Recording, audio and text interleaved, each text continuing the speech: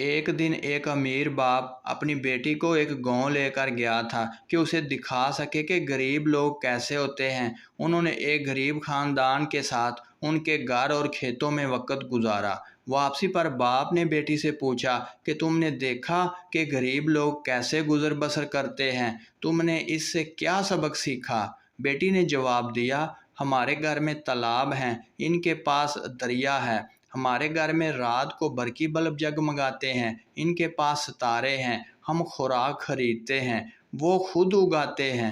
हमारी हिफाजत के लिए लंबी लंबी दीवारें हैं, इनकी हिफाजत के लिए इनके पास दोस्त हैं। हमारे पास इंसाइक्लोपीडिया है, इनके पास कुरान पाक है।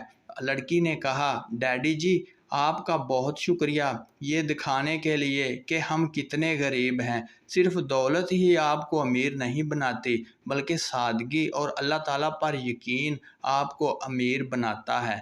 अगर आपको वीडियो अच्छी लगे तो प्लीज़ चैनल को ज़रूर सब्सक्राइब कर दीजिए। Thank you very much.